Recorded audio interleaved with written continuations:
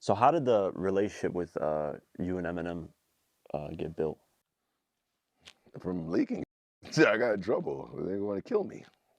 Everybody, there's never no meeting in my world. My world came from a leak. You hated me, and then you loved me after. There's never. I don't even think I have a good relationship. I think 50 Cent's the only one that I met and did everything cool. Like everybody else was trying to find me. That's why my name was Whoo Kid, which was like a cool little upgrade because originally my name came from my mother taking a dump. So yeah, every time my mother take a dump, because back then my father used to watch soccer games. So when Haitians, when they score and then the announcer would be like, "Goal!" But the goal would be like for like an hour. Goal! I don't know who that is, but it'd be like a 10-hour goal. And then my father would be like, "Whoo!" So I used to hear my father say "who" all the time. So when I went to high school, like if I see big titties, I'm like, "Whoo!" Or if you got beat up, I'm like, whoo, you got beat up, dogs. You got a knot or whatever. But then the kids in high school called me the Whoo Kid because I kept saying who we or who.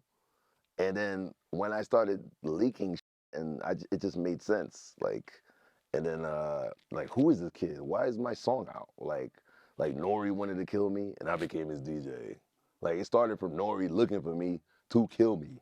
Who else? I had like 5 people try to get me. Obviously, I got kidnapped by Pun. Like I got caught only once, but I'm sure Jay-Z wanted to kill me. I saw Jay-Z at Superbowl.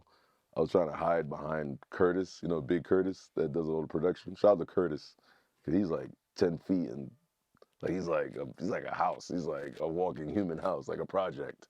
So, but when Jay-Z comes down the row, whatever, like the artist like compound, they always go on the loudspeaker. Jay-Z's coming through. Clear that. It's the Illuminati.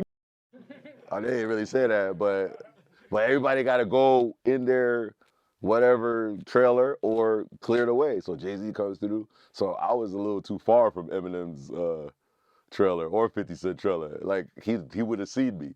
So I just saw Curtis. So I just went behind Curtis like. So I was like, yo, Curtis, yo, no move, man. Jay-Z coming. Once he passes it, you good. So I'm staying. And then, what's his name that's dating Mariah Carey? Fucking, Nick Cannon or no, not Nick. Yeah, Anderson Paak was like, yo, you all right? I was like, no, no, yo, do not come near me right now. Because, Jay-Z, you performing, so he might call you. Just get away from me. So I told Anderson Paak, get away. And then, what's his name, snitched on me. So, what's his name that ran 300 that used to do Def Jam? Damn. He lost mad weight. He used to be fat, but then he got the gastric operation. He's the one that was like free young thug, and then he ran 300. um, Gamma? I think did you run with Gamma as well? Nah, he was with Leo Cohen. He's Leo Cohen. He's the one that got Dame Dash out. Him and Leo Cohen. So Kevin Lyles. So Kevin Lyles was with Jay-Z walking, and then Kevin Lyles was like, yo, look, Kevin Lyles tells Jay-Z, look at Whoo Kid over there hiding behind a big black guy over there.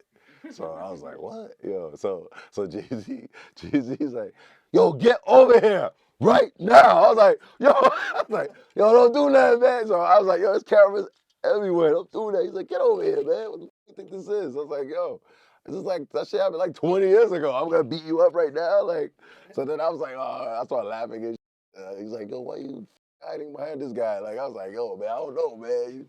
You going missing around you. I don't know, man.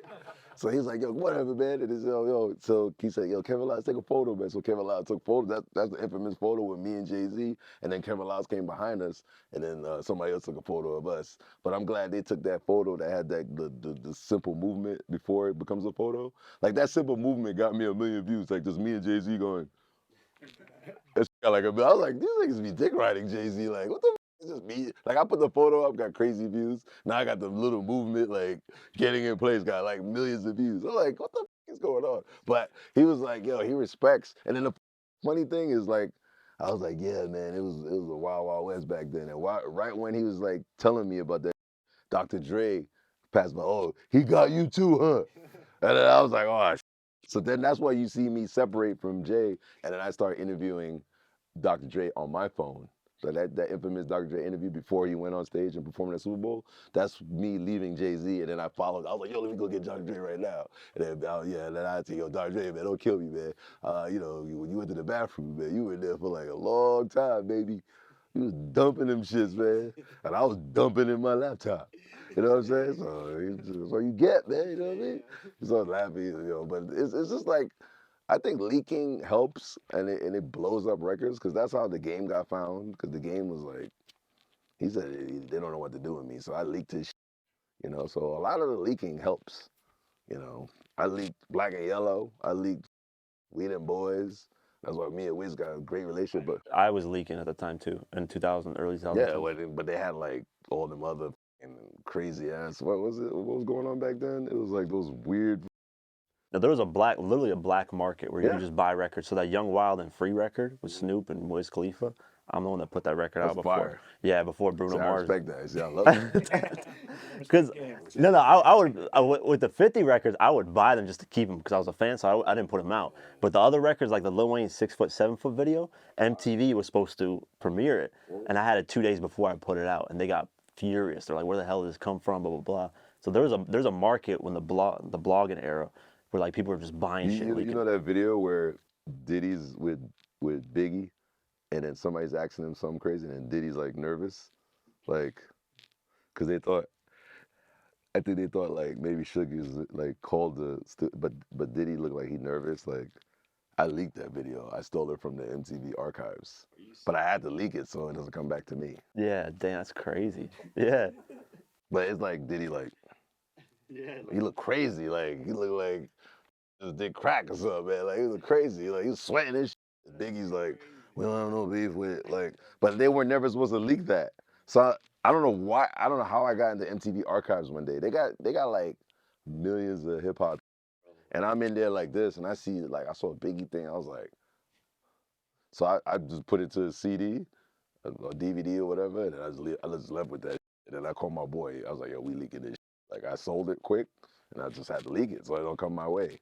So, yeah, but that footage is like legendary. That's just like I see it everywhere. I'm like, little do they know. Whoo Kid. Should have put a drop at the end of that. I just can't believe Biggie like Tupac moms. No, Biggie moms called Tupac moms and tell him, yo, there's this Whoo Kid guy. He's about to leak your son. You need to stop him. I was like, how did?